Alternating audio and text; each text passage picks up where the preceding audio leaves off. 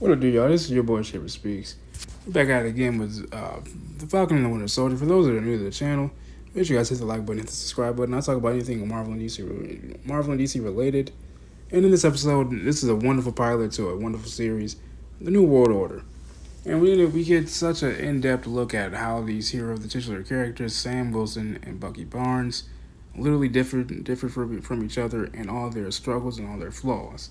With Sam, he's coming back home to a 5-year gap to his family's business and legacy being tarnished, in a sense that he has to get rid of something that's very fond and very sentimental to him, which is his father's boat. You know what I'm saying? And from what I can gather, it seems like they all just salvage sea life and cater, you know what I'm saying, to the people.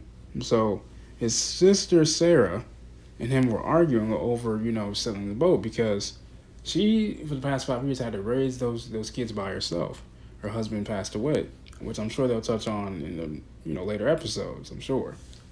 And she's like she said, while you were all fighting armies and joining the Air Force and fighting monsters, I was here doing this by myself.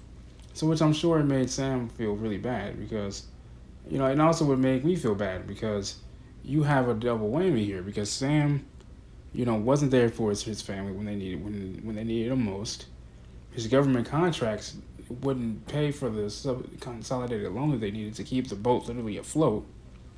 And then third, you see him give up the very mantle of Captain America. To the very end of the first episode, you see them appoint a brand new Captain America. That had to make Sam feel real salty. Not to mention, we literally get a very first thing of basically him getting dressed for this DC conference, where he eulogizes Steve and basically gives up the mantle, gives up the shield that Steve gave to him.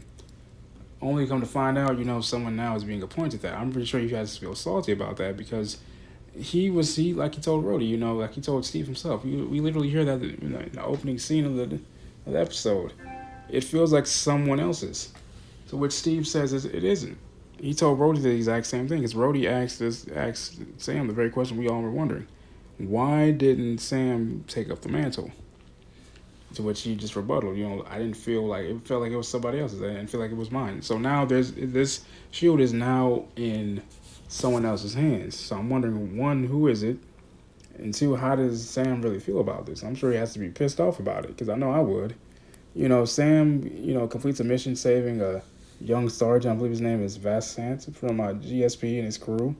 I think GSP is still alive. I believe his character is. I didn't see him plummet to his death after the helicopter crash or whatever, an explosion. But yeah. But then also you have Bucky. He was with the string talking. Who was a former soldier herself, talking about how have you made amends with the people that you done wrong. Hydra woman that he knew back in the day, made amends with her. Follow the 3 steps. But he's constantly having a nightmare about this one man by the name of Yori. Yori's son was killed abroad, and he never knew why or what happened to his son.